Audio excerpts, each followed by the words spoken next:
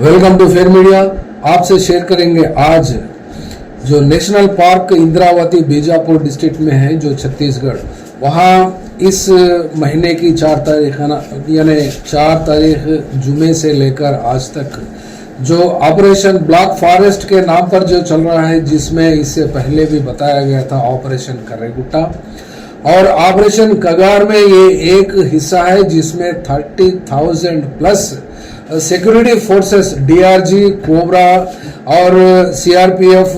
और local police और जितने भी कॉम्बेटेंट फाइटर्स हैं, इसमें पूरे के पूरे लोग हिस्सा ले रहे हैं। और ये इंद्रावती नेशनल पार्क एरिया का विस्तार यानी इसका टोटल एक्सटेंट 1258 किलोमीटर्स का है ये रेडियस में। अगर देखते हैं तो फिर इसका बफर, अगर बफर जोन इसको ऐड करते हैं तो फिर इसका एरिया और भी बढ़ जाता है 1540 यानी 1540। ये टोटल मिलाकर बहुत ज़्यादा होता है, जिसके लिए 30,000 फोर्स इसके लिए जुड़ी हुई है, जिसमें माओइस्टों का खात्मा करना और किसी भी सूरत में इस रेनी सीजन में वो लोग को सोने नहीं देना और चैन भी लेने नहीं देना। और वो लोग को वहाँ के बस्तर आईजी सुंदर राज ये भी कहते हैं कि हथियार छोड़ो, सरेंडर करो, या फिर मर जाओ, या फिर हम आपको मार देंगे, या फिर सरेंडर हो जाओ। ये ऐसे वार्निंग्स नेशनल मीडिया पर और मीडिया पर सतह ओपनली दे रहे हैं। और अमित शाह कई बार ये बात कहते हैं, और यहाँ तेलंगाना निजामाबाद को आकर भी उन्होंने माओइस्ट पार्टी का खात्मा किसी भी सूरत में करने का अज़्म लेकर, बीजेपी पार्टी है और उसको खत्म करना चाह रहे हैं, और वो लोग का वहां से माओइस्ट फ्री इंडिया बनाना चाह रहे हैं। तो फिर यहाँ पर कई चीजें तेलंगाना और हैदराबाद, तेलंगाना, आंध्र प्रदेश, जो 2 स्टेटों में जो जिसको एक दौर था उस वक्त जो हर गांव में ये नक्सल्स रहा करते थे, और वो गांव का गांव वो लोग के इन्फ्लुएंस में रहता था। और एक ग्राम पंचायत में जितने भी हैबिटेशंस होते हैं, उस हैबिटेशन में वो लोग का प्रेजेंस रहता था और वो लोग का इन्फ्लुएंस रहता था। और कौन सा भी मसले को वो लोग प्रजा पंचायती के नाम पर वो लोग मसलों का हल भी निकालते थे और देते थे, और जो गलती किया और जिसको सजा और वहाँ के लोग वहाँ की पंचायत में बोलते थे उसको एग्जीक्यूट करते थे। बास जगह तो ये डिस्प्यूट हो गया, यानी माओइस्ट पार्टी उस वक्त जो बैन से पहले पीपुल्स वार पार्टी के नाम से जानी जाती थी, उस वक्त कुछ गैर तरीक़ेकार इस्तेमाल करने से यानी वो उस पंचायत में लोगों को मारना पीटना, और वो कई जगह भी तो वो लोग इन्फॉर्मरों के नाम से वो लोगों का भी खात्मा करने की वजह से तेलंगाना सरकार उस वक्त तो नहीं थी, सेपरेट नहीं था, लेकिन उस वक्त का यूनिफाइड आंध्र प्रदेश था। उस वक्त इस पार्टी के ऊपर बैन लगाने के बाद कौन सी भी सरकार यहाँ पर आई है, उस वक्त से लेकर तेलुगुदेशम पार्टी हो या फिर टीआरएस पार्टी हो या फिर नेशनल सतह पर देखते हैं तो फिर कांग्रेस पार्टी हो, ये कांग्रेस पार्टी में भी उस वक्त के चिदम्बरम इस ऑपरेशन से पहले प्रहार का नाम से हो या फिर कौन से भी उससे पहले एक नाम से, तो ये लोग जंग चलाते हैं और माओइस्टों का खात्मा करने के लिए हर पार्टी, यानी अब तक भी तो इंडिया सतह पर एक बीजेपी को देखने को मिला, उससे पहले कांग्रेस पार्टी और उससे पहले जनता दल और उससे पहले जनता पार्टी, ये तो 1977 से लेकर आज तक देखने को मिला है। और तीसरी पार्टी ना ही केंद्र में सत्ता संभाली और ना ही इस माओइस्ट को मसले को सोशल एंगल से देखने की बात तो नहीं की है, लेकिन इस दरमियान जो बात आती है अमित शाह के बयान से हो या फिर आईजी सुंदर राज की बात से हो या फिर नेशनल सतह पे नेशनल मीडिया और इंटरनेशनल मीडिया भी ये माओइस्टों के नाम पर जो ट्राइबल्स का कत्लेआम हो रहा है, बच्चियों को तक छोड़ा नहीं जा रहा और वुमेन को भी छोड़ा नहीं जा रहा, और ये लोग के पावर्स के ऊपर तो पावर्स को निभाने में कई लोग, मामूली से इनोसेंट लोग भी इसमें मारे जाने की खबरें आती हैं। तो फिर उसके ऊपर वहां वो सिक्योरिटी फोर्स जो भी थे वहां के, उसके सिक्योरिटी यानी सुपरिटेंडेंट ऑफ पुलिस हो या एसीपी हो या फिर डीसीपी हो या सीआई लेवल के, एसआई लेवल के ऑफिसर्स हो, वो लोग का ही राज चलता है। तो फिर यहाँ पर ह्यूमन राइट्स की बात कहाँ आई? तो यहाँ पर ये माओइस्ट पार्टी के खासकर जो अमित शाह जो स्टैंड लेकर देश भर में एक हंगामा या खड़ा कर दिए रहे हैं, वो उसका सिग्नल और उसका इम्पैक्ट किस तरीके का पड़ता है आवाम में, इस बारे में भी तो देखना चाहिए। बीजेपी के कुछ लोग नेशनल मीडिया पर और सोशल मीडिया प्लेटफॉर्म पर यहाँ तक ये कह रहे हैं कि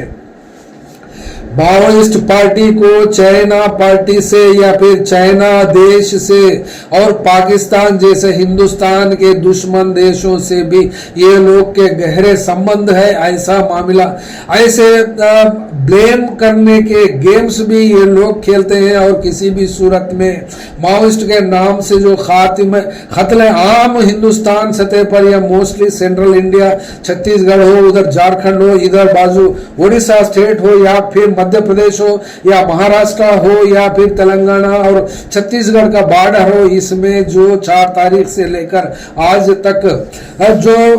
कोम्बिंग ऑपरेशन, रेगुलर ऑपरेशन कगार हो या फिर उसका नाम दूसरा दे, ऑपरेशन ब्लैक फॉरेस्ट का नाम भी जो दिया गया है। तो इस बीच में सैटरडे के दिन एक नक्सल का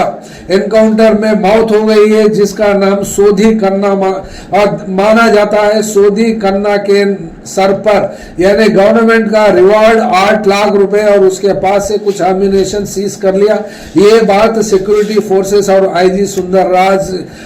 ने बताई है। ये 2 दिन या 3 दिन पहले की बात है, लेकिन अभी तक भी वहां कोम्बिंग ऑपरेशन चल रहा है और ये बात वो लोग मानते हैं कि वहां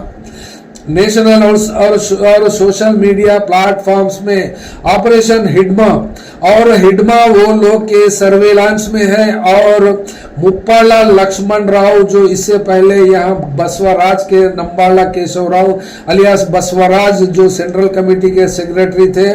उस वक्त मई के 21 तारीख के दिन एक फर्जी हो या फिर रियल एनकाउंटर जो माने, जो भी माने, जैसा भी समझे, लेकिन उनके साथ में 32 लोगों की भी मौत हो गई है। उसके बाद में सेंट्रल कमेटी के भी 3 लोग मारे गए हैं। और अब अमित शाह की बात हो या फिर आईजी सुंदर राज, ये दोनों मिलकर और government of India home ministry को जो संभालते हैं, इंटेलिजेंस और इंटेलिजेंस के इनपुट्स भी हो या फिर इसमें जो जितने भी लोग स्टेट मिशनरी के इंटेलिजेंस और लॉ एंड ऑर्डर जितने भी हैं, उतने लोग का मामला है कि ये माओइस्ट पार्टी के सेंट्रल कमेटी के ये 10 या 12 लोग जो भी बचे हैं, जिसका एक वक्त था उसमें 60 से 65 लोग सेंट्रल कमेटी के लोग रहा करते थे और ये लोग की आर्मी भी अपने नाम से जानी जाती थी, मानी भी जाती थी। और तेलंगाना तो ये जड़ माना गया था उस जमाने में, जिस वक्त वो लोग के खिलाफ कोई बात करने की ताकत भी तो नहीं रखते थे। उस वक्त से लेकर वक्त गुजरा और दौर गुजरता गया और ये पार्टी कमजोर होने लगी। इस कमजोर हालात में जो बयानात सोशल मीडिया पर बीजेपी पार्टी हो या फिर कांग्रेस पार्टी हो या फिर सिटीजन्स हो जो न्यूट्रल अपना ख्याल रखते हैं और रहते हैं अपने रोजमर्रा जिंदगी में, अपना प्रोफेशन संभालते हैं और छोटा मोटा काम या फिर अपना नजरिया कहीं पब्लिक मीटिंग्स में हो या फिर सोशल मीडिया प्लेटफॉर्म्स में जो शेयर करते हैं, वो लोग भी अपना कंसर्न जताते हुए ये बात कह रहे हैं कि 4 तरफ से। और दूसरी तरफ बुद्धिजीवी जो अपने आप को समझते हैं यूनिवर्सिटी में लेक्चरर्स बन के पूरी जिंदगी पढ़ाते हुए जो माओइस्टों की बात भी करते हैं और सोसाइटी का कंसर्न भी रखते हैं, तो फिर ऐसे लोगों की बात भी अगर देखते हैं, पहली बात तो ऐसे लोगों का कुछ सेक्शन का मानना ये है और वो लोग भी इस दरमियान गुज़िश्ता 6 महीने या 8-7 महीनों से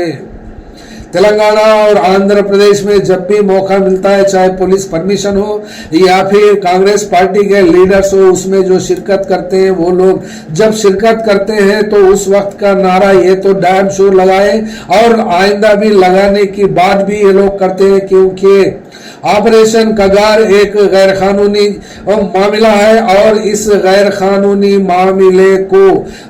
माओइस्ट पार्टी को कत्ल करने के नाम से हो या फिर बस्तर जैसे रेंज में और छत्तीसगढ़, बीजापुर, नारायणपुर, दंतेवाड़ा, ऐसा छत्तीसगढ़ और बाकी के जितने भी नेबरिंग 7 स्टेट्स है, उन स्टेट्स में नक्सल्स को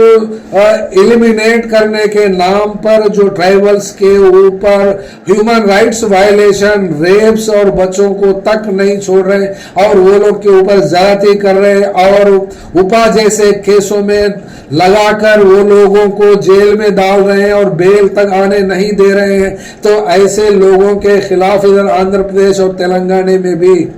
कई जगहों पर ऑपरेशन कगार को फौरी रोकने की डिमांड्स भी आ रही हैं और बुद्धिजीवियों का मानना दूसरे तरफ ये भी है कि फौरी तरीके से ऑपरेशन कगार को रोक दिया जाए और पीस टॉक्स को इनिशिएट किया जाए और वो भी गवर्नमेंट ऑफ इंडिया करे, ना ही छत्तीसगढ़ की सरकार करे, क्योंकि ये छत्तीसगढ़ की सरकार में भी बीजेपी है और सेंट्रल में भी बीजेपी है जिसको अमित शाह चलाते हैं। तो फिर यहाँ पर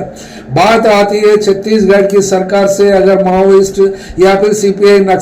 माओइस्ट पार्टी के लीडरशिप को बात करने का मौका एक दिया जाए, ऐसी बात बुद्धिजीवियों ने यहाँ पर उठाई है। और दूसरे तरफ एक और सेक्शन भी है यहाँ पर बताने की जरूरत पड़ रही है, वो इसलिए कि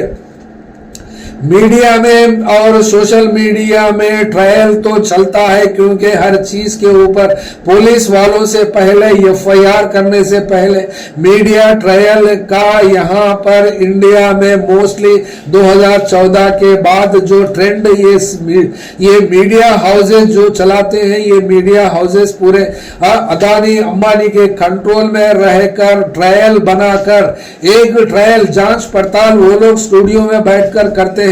और उसके बाद में जो रिपोर्ट बनती है जिसको गिल्टी मानते हैं, वहां से वो लोग के हिसाब से ही पुलिस कई वाकयात को देखने को मिला एफआईआर करते हैं और छानबीन चलाते हैं। एनआईए भी उसी तरीके से काम करती है, स्टेट इंटेलिजेंस भी उसी तरीके से काम करता है और वो लोग के रिपोर्ट्स हो या फिर वो लोग इंटरनल इनपुट्स हो उसी तरीके से बनते हैं और वो लोग का मिलिट्री ऑपरेशन हो या फिर डिफेंस और सिक्योरिटी फोर्सेस कोबरा जैसे सीआरपीएफ जैसे फोर्सेस को लेकर इनका खात्मा करने के लिए निकलते हैं और ना ही निकलते वक्त ये लोग को किसी को कोई बात नहीं कहती। जो लोग यहाँ पर कर्रेगुट्टा जो तेलंगाना और बीजापुर और छत्तीसगढ़ का बॉर्डर में ये कर्रेगुट्टा है, इस कर्रेगुट्टा के एरिया में जिस वक्त ये लोगों ने माने वहां पर माओइस्ट 2 से 3 हजार लोग वहां पर अपना ठिकाना जमाए हैं, ऐसी बात इंटेलिजेंस के जरिए ये आईजी सुंदर राज और उनके साथियों के साथ वहां पर 30,000 से ज्यादा लोग लेकर वहां पर उसको घेरा, लेकिन वहां पर 32 या 30 लोगों की मुठभेड़ हो गई, एनकाउंटर में मारे गए और उसके बाद में छत्तीसगढ़ से में कुछ जगहों पर और इधर ओडिशा के बॉर्डर पर और उधर छत्तीसगढ़ के आगे जो झारखंड है वहां पर कुछ माओइस्टों की मौत का ऐलान हुआ है। तो फिर यहाँ जो एरिया को सराउंड करते हैं, इनसर्किल कर देते हैं, तो फिर इनसर्किल करने के बाद किसी सिटीजन को या फिर किसी गांव वाले को या किसी प्रेस को या फिर मीडिया को और यहाँ तक के कोई किसी को थर्ड पार्टी जो भी ऑब्जर्व करती है ह्यूमन राइट्स के वायलेशन हो या फिर माओइस्टों के तरफ से या फिर माओइस्टों के खिलाफ जो भी डेलीगेशन जाता है वो लोग के लिए भी कोई परमिशन ये पुलिस वाले नहीं देने की वजह से वहां पर क्या हो रहा है, किस तरीके का मामला हो रहा है, एनकाउंटर अगर हो रहा तो फर्जी हो रहा है या फिर रियल एनकाउंटर हो रहा है, इसके तो कोई कंफर्मेशन नहीं हो सकती, क्योंकि यहाँ पर जो पुलिस डिपार्टमेंट अपना स्पोक्स पर्सन के जरिए जो इंफॉर्मेशन प्रेस और मीडिया को देते हैं उसी को मानना पड़ता है, जब तक कि इसको क्रॉस चेक करने का ना ही कहीं मौका मिलता है और ना ही वो लोग किसी को ये ऐसा मौका दे रहे हैं ताकि वो लोग को रिस्पॉन्सिबिलिटी अपने हायर ऑफिसर्स की है और direct home minister Amit Shah से ये लोग का एक्सेस है। तो फिर इस वक्त ऐसे हालात में कौन किसकी बात सुनता है और कहां तक ये हक या फिर ना हक ऐसी बात होती है, ये डिस्कशन ऐसा चलता है। तो फिर एक और सेक्शन यहां पर देखने को मिलता है, वो सेक्शन है माओइस्ट पार्टी को फौरी तरीका से अपना जो पाथ है रिवोल्यूशनरी, जो अपना रास्ता चुना है, जो गन बैरल के जरिए पावर हासिल करना या सत्ता हासिल करना, ये बात को वो लोग छोड़ना चाहिए और अपने हथियार का रास्ता जो अपनाया उस हथियार को भी यानी डिसआर्म होना चाहिए। और वो लोग डिसआर्म होने का मतलब समझाकर और सरेंडर कर देना चाहिए। ऐसी बात भी जो एक्स माओइस्ट थे वो लोग अपना मेन स्ट्रीम में मिलकर अपने मेडिकल हालात के जरिए हो या फिर माओइस्ट पार्टी के फिलॉसफी से डिफर होकर जो अपना एक मंशा या फिर अपना एक व्यू पॉइंट बनाकर जो अपनी जिंदगी गुजारते हैं, वो लोग भी यहाँ के लोगों से बातचीत और मीडिया में भी अपना ख्याल जाहिर करने से ये पता चलता है कि माओइस्ट पार्टी का जो रास्ता जो पार्टी चुनी थी 50 साल पहले 1967 और 68 के आसपास जो नक्सलबरी गांव वेस्ट बंगाल वहां से जो शुरू हुआ था वो रास्ता एकदम गलत है। तो फिर इसलिए इन हालात में स्टेट और सिक्योरिटी फोर्सेस लाखों और करोड़ों में जब है तो फिर ये चंद मुट्ठी भर लोग इस तरीके की जंग और रिवॉल्यूशन यानी हिंसा के जरिए हो या फिर power comes through gun barrel जो इसका नारा था, उस नारे को और अपने रास्ते को छोड़ना चाहिए और इनकलाबी रास्ता जो चुना है ये माओइस्ट पार्टी ने जब से लेकर आज तक इस पार्टी बैन में रहकर ही अपना एक्सपेंशन किया और अपना ग्राउंड और अपना फील्ड को 16 स्टेटों में एक्सटेंड किया। लेकिन इस दरमियान वो जो गुज़िश्ता यूपीए 1 और यूपीए 2 आई है उस वक्त से लेकर आज तक ये पार्टी बैन है। और इस जो बैन है सो इस पार्टी को ना ही अपने तरफ से या फिर अपना एक डेमोक्रेटिक फोर्स हो या डेमोक्रेटिक स्पेस ना ही माओइस्ट पार्टी ने लिया और ना ही कौन से हाई कोर्ट्स जो जितने स्टेट्स में इस पार्टी को बैन किया था ना ही वो चैलेंज किए हैं और ना ही चैलेंज करना जानते हैं या फिर चैलेंज करने के लिए वो लोग पार्टी का रिप्रेजेंटेशन करना पड़ता है। तो फिर ना ही सुप्रीम कोर्ट में ये केस आज तक दर्ज हुआ है, ये लोग अपने तरफ से नहीं किए। अब तो रही बात यानी माओइस्ट पार्टी का रास्ता एकदम गलत है कहने वालों का, ये भी सेक्शन यहाँ मौजूद देखने को तेलंगाना और आंध्र प्रदेश में मिलता है। अब रहा थर्ड सेक्शन, ये सेक्शन ऐसा सेक्शन है जो माओइस्ट पार्टी को मानते थे उस वक्त और आज भी जानते हैं और कुछ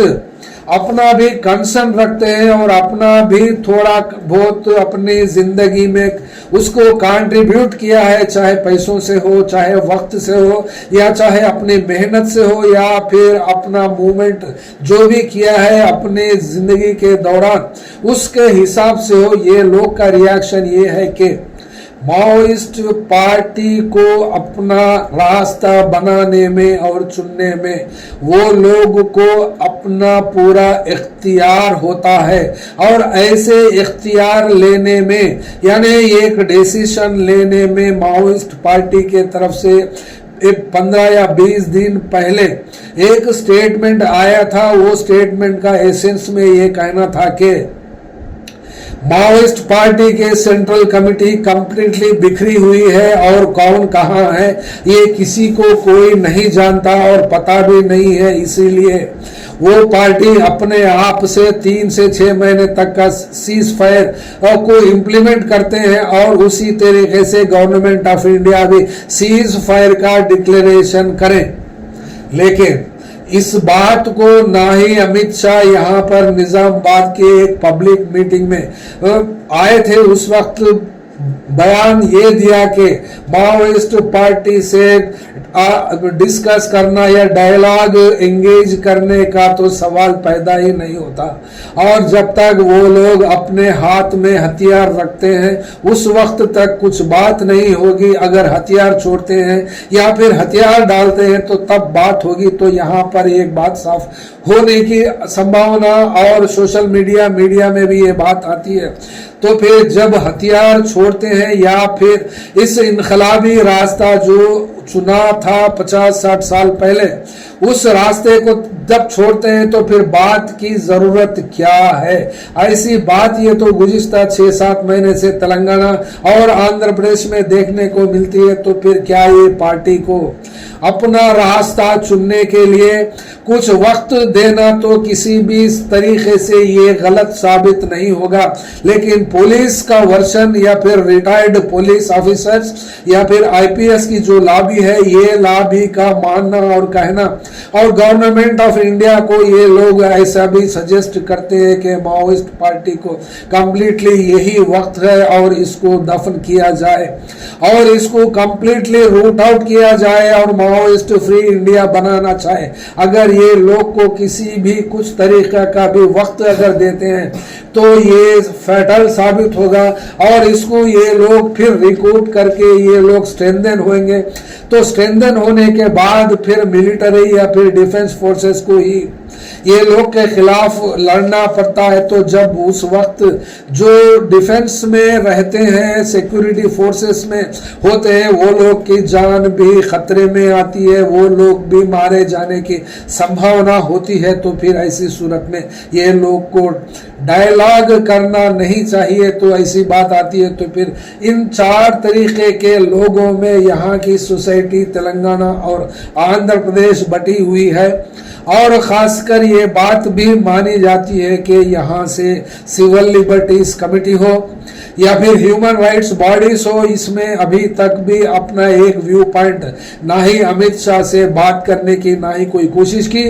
और ना ही प्राइम मिनिस्टर नरेंद्र मोदी से कोई बात इस बारे में नहीं किया। वो यहाँ पर एक बात पे अटल जो है बीजेपी पार्टी कंप्लीटली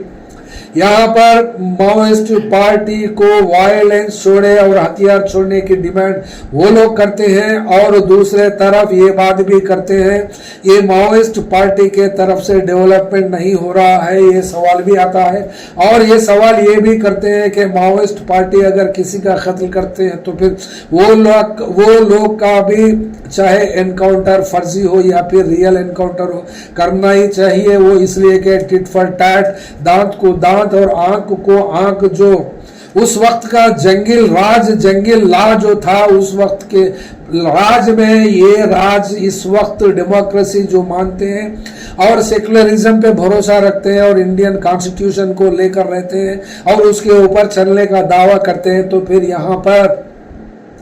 अगर कोई अवाम, कोई पार्टी अगर उस तरीके का काम करती है तो सरकार उसी तरीके का काम अगर करती है। तो एग्जाम्पल है, चोर चोरी करता है तो क्या राज्य सरकार या फिर केंद्र सरकार खुद चोरी करेगी?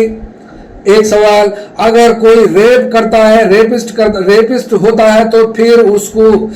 सरकार भी रेप करेगी? तो फिर क्या किस तरीके की सोसाइटी को ये बीजेपी वाले और माओइस्ट पार्टी के खिलाफ में जो लोग अपनी बात करते हैं स्टूडियो में बैठकर और स्टूडियो के और उस ऑफिस वालों से क्या लेते हैं बगैर फायदे के, वो लोग क्यों काम करते हैं? बीजेपी का डायरेक्टली हो या फिर आईटी सेल के तरफ से हो या फिर मीडिया को चलाते हैं, जो मीडिया हाउसेस को चलाते हैं, अंबानी का हो या फिर अडानी का हो या फिर न्यूट्रल लोगों को इनडायरेक्ट तरीके से जो मीडिया हाउसेस को जैसा एनडीटीवी को अदानी ग्रुप ने खरीद लिया, उसी तरीके के चैनल्स ही यहाँ पर चलने से ये सोशल मीडिया नेशनल मीडिया का एक अल्टरनेट फोर्स बना और अल्टरनेटिव लोग भी इसको देखने लगे। इसी तरीके से सोशल मीडिया प्लेटफॉर्म्स भी यहाँ पर एक अल्टरनेटिव तरीके से ही हिंदुस्तान में उभरे हैं, तो फिर सोशल मीडिया का वॉइस भी एक वॉइस बनता जा रहा है, ऐसा देखने को मिलता है। तो फिर क्या ये सरकार किस तरीके की होनी चाहिए, इसके ऊपर तो डिबेट तो चल रहा है, लेकिन किस तरीके का अंजाम होना चाहिए, क्या सरकार अपने बात पर अड़कर आने वाले साल 31 मार्च 2026 के अंदर क्या फिर माओइस्टों का कंप्लीटली खात्मा कर पाएगी, या फिर माओइस्ट पार्टी से डायलॉग को एंगेज करेगी, या फिर ऐसा ही वक्त गुजरने के बाद में जो लोग बचते हैं,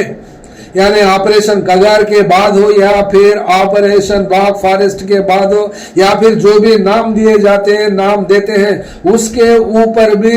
इस वक्त तक चर्चा होगी। लेकिन दूसरे तरफ यहाँ ये बात भी देखने को आती है